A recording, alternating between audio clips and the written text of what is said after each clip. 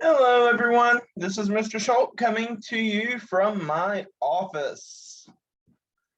I wanted to do a video for the new Unit 5 practice day using conditionals and slope and all that good jazz. So we're going to start that. Let me share my screen. And you probably don't want to see me, so I'll stop the video.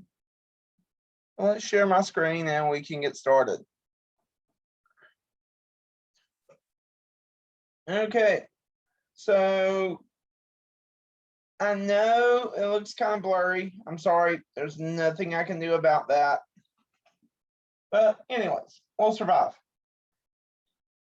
Starting off, they want us to find the first item, or find the next item in the pattern.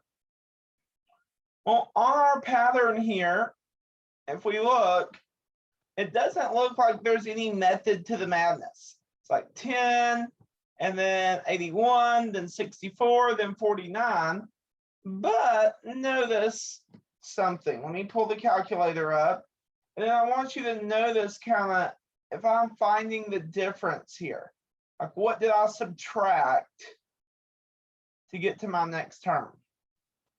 So what did I subtract to get from 100 to 81?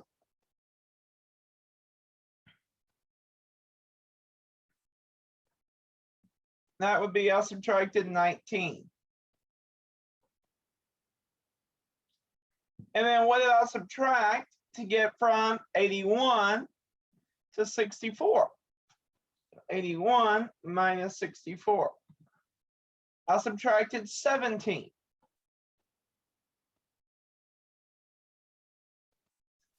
Then what did I subtract to get from 64 to 49? I subtracted 15. So a good solid guess would be next time I went 19, 17, 15, 13. 49 minus 13 is 36. There's our answer, 36. Now, I want to challenge you to look at this a different way, though. Let's take the square root of 100. And what would I get? 10. So 100 is 10 squared. 81 is 9 squared. 64 is 8 squared. 49 is 7 squared. So what do you think would come next? 10, 9, 8, 7, 6 squared, which is 36. So there's two different ways you could have approached this problem.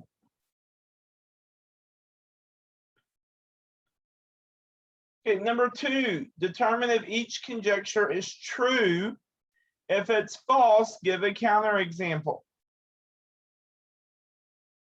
If 4 points lie in a plane, then the points are collinear. Remember, collinear means that they have to be on the same line. Do 4 points. Let's say they lie in a plane, or we'll draw our plane here.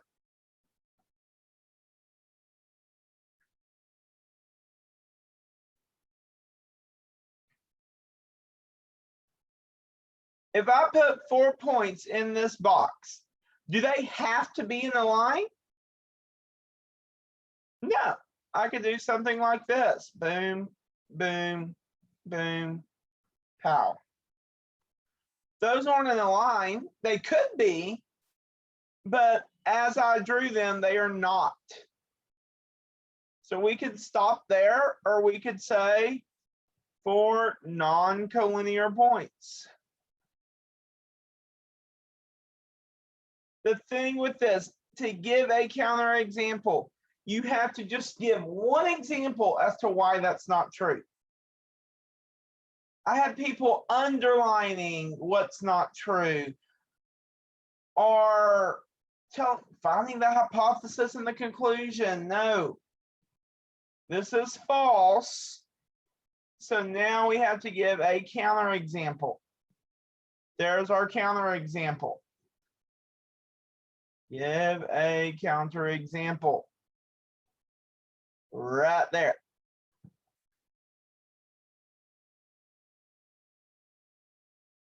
Okay, next one. Determine the hypothesis and conclusion of the conditional statement. Then determine the converse, inverse, contrapositive, and biconditional. Indicate whether each statement is true or false. Okay, so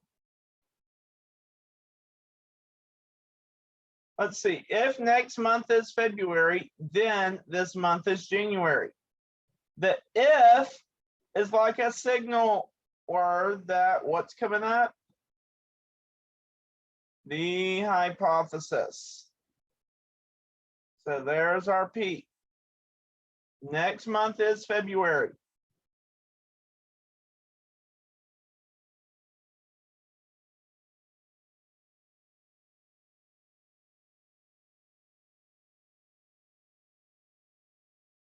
Notice I did not include the word if. Then for our conclusion, then signals that the conclusion is coming up next. So that means our conclusion is this month is January.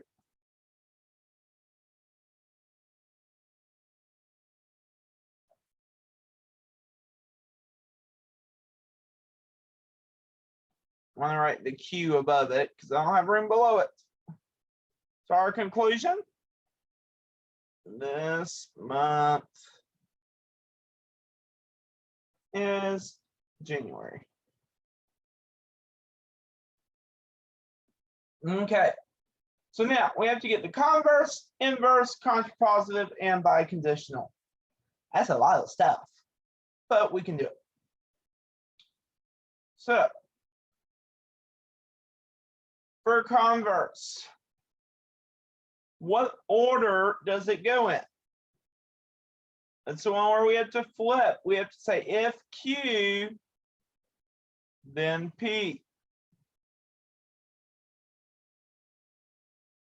So if this month is January,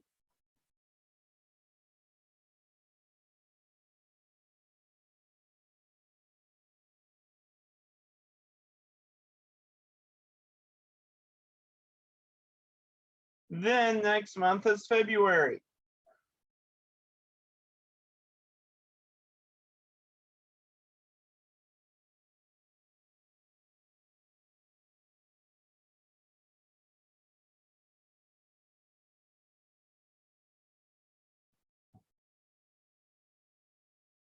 Now let's look at our truth value. Would this be true or false? If this month is January, the next month is February. That would be true. I don't see anything false with that. So that's true. Now for the inverse. Inverse is saying if not P, then not Q. So if next month is not February,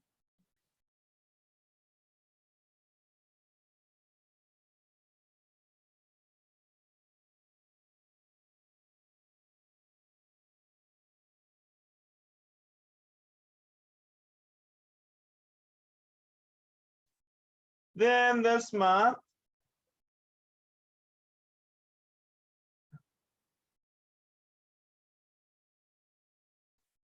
is not January.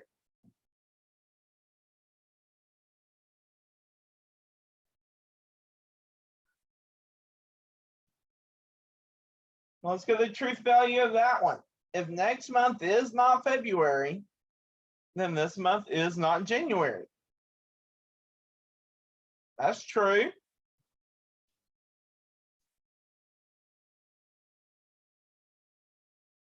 So then for the contrapositive.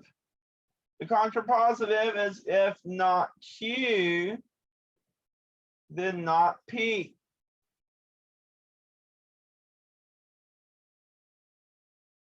So not Q, not the conclusion.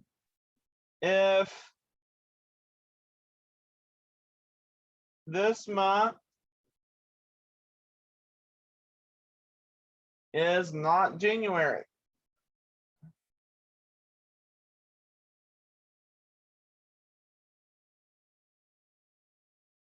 then next month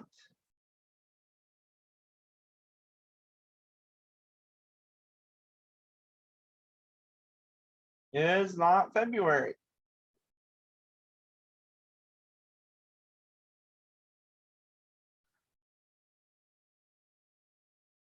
If this month is not January, then next month is not February. What do we think on that one? True or false?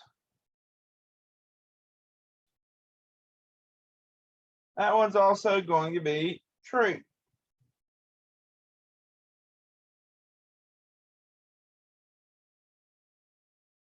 And then for the biconditional.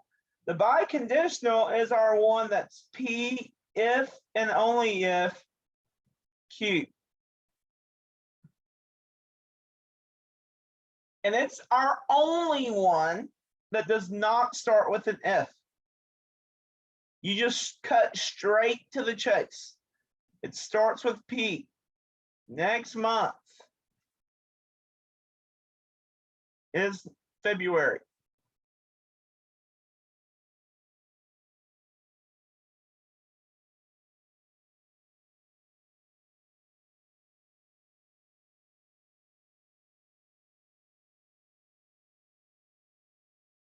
If and only if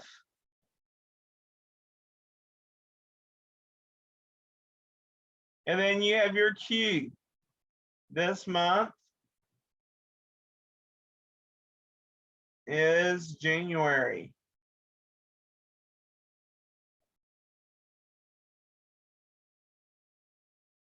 Okay. So we have to figure out if this is true or false, but to do that, to see if the biconditional is true or false, we have to look at the converse and the conditional statement. Now, we haven't said whether the original statement was true or false, so let's look at it. If next month is February, then this month is January. That one's going to be true. So since this one's true and the converse is true, that makes our biconditional true. So everything is true here.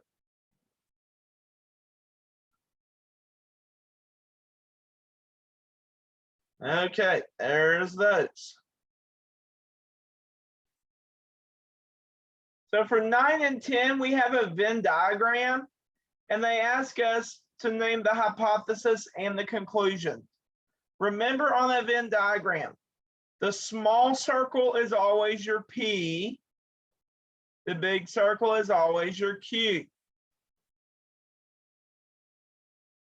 Hypothesis is P, conclusion is Q. So that means our hypothesis would be the TI Inspire. Our conclusion is that it's a calculator.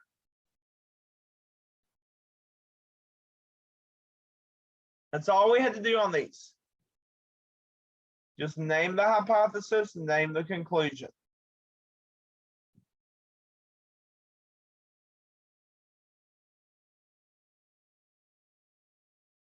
Okay, for the next 4, we have to determine the slope of each line.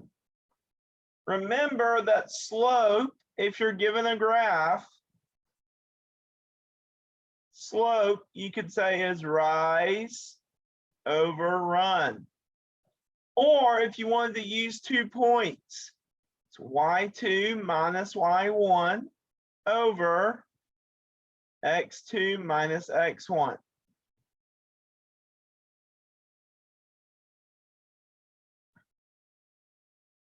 Okay, so for the first one, let's see what's happening. We're going, looks like we're going up. We went up 1, 2, 3, 4, 5, 6. So up 6. 1, 2 over 3. So for our slope on this one, rise 6, run 3. Can I reduce 6 over 3? I can. That would give me 2. So my slope is 2.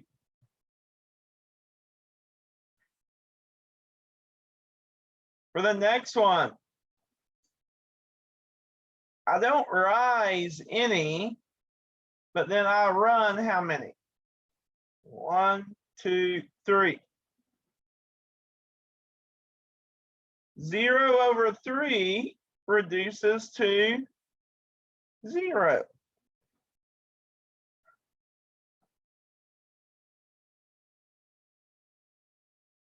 And then for the next one, looks like on this one, I'm actually going down. 1, 2, 3, 4. So my rise is a -4. My run is 1, 2, 3, 4, 5, 6.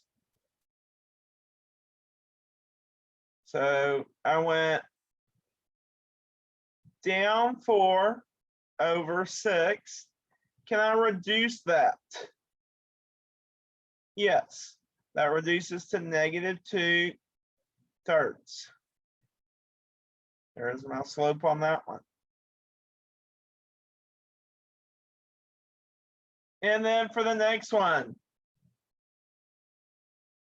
let's see, it looks like I rose, well, that'll give me 2 points, but just think about it. You're going vertical. So let's say I pick this point and that point. How many did I rise? 1, 2. But then did I run any? I did not run any. In math, you cannot divide by 0, so this would be undefined slope. A vertical line always has an undefined slope. A horizontal line always has a 0 slope.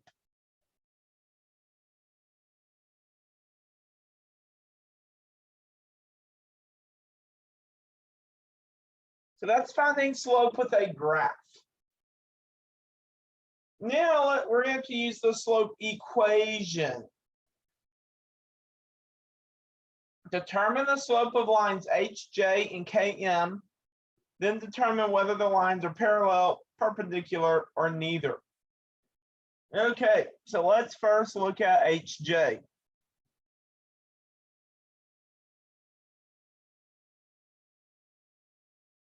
So HJ, label your points. X1, Y1, X2, Y2. So for the slope for HJ, we're going to have 5 minus 4. No, what the heck am I doing? We're going to have 2 minus 3 over 5 minus 4. 2 minus 3 is -1. 5 minus 4 is 1. It gives us -1 for that slope. Then we need to look at KM. So KM. Label your points. X1, Y1, X2, Y2. And find your slope. Between -6 minus -5 over -2 minus -3. That's going to be -6 plus 5, which is -1. -2 minus -3. It's -2 plus 3, +1. That reduces to -1. Now we have to look at both of our slopes. We've got a -1 and a -1. They're the same. So that means these are parallel.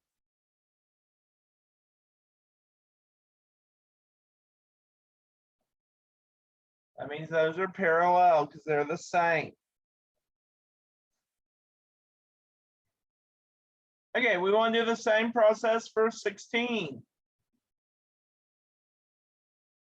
So HJ is our first line we need to work with.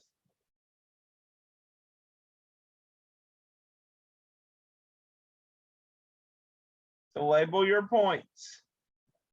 X1, Y1, X2, Y2. It's going to be 6 minus 3 over 3 minus -1, which is going to be 3 over 4. I can't reduce that one, so I'm going to just stop there for him. Then I need to do KM.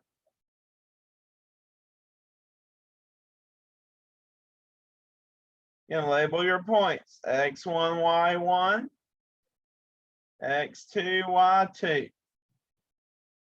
-1 minus 3 over 4 minus 1. Then get us -4 over 3. Can't reduce him, so I'll stop. So now we've got to come back and look at our slopes. We have one with the slope of 3/4, one with the slope of -4 over 3. They're certainly not parallel because they're not the same, but perpendicular. Remember, perpendicular means opposite reciprocals. Means they have to be flipped, and then one's positive and one's negative. Is that what's going on here? It is. We flipped the 3/4 to make it 4/3, and we made one negative. So this one is, or this pair is perpendicular. Perpendicular.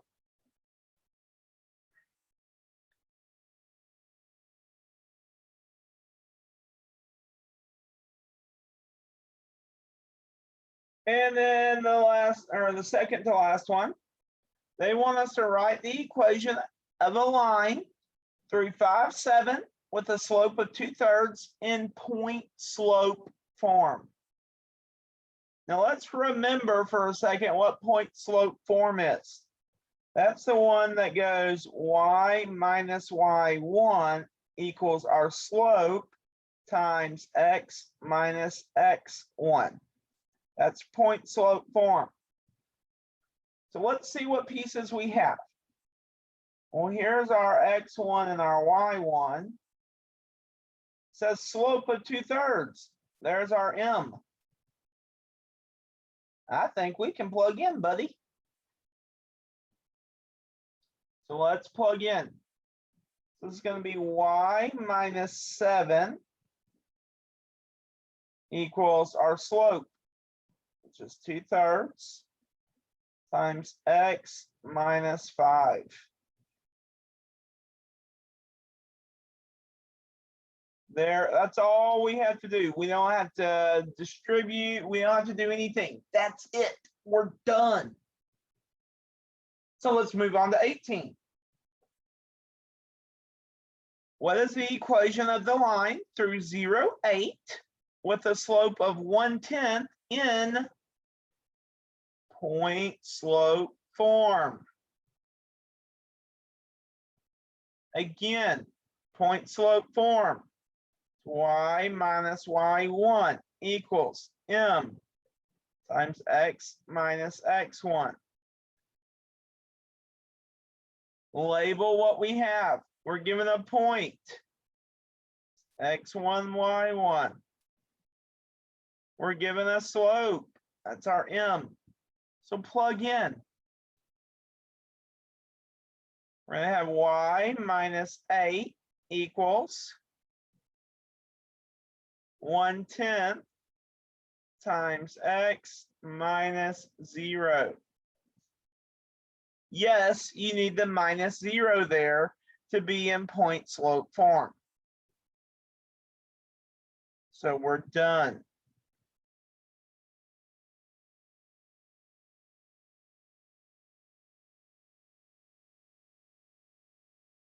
That way it tells you where your point's at. You need both x1 and y1 to be in point slope form. Don't think that since it's a 0, you won't need it. You do. Okay, so there's our practice day for Unit 5. Remember, you are awesome and you were created to do wonderful things. Always believe.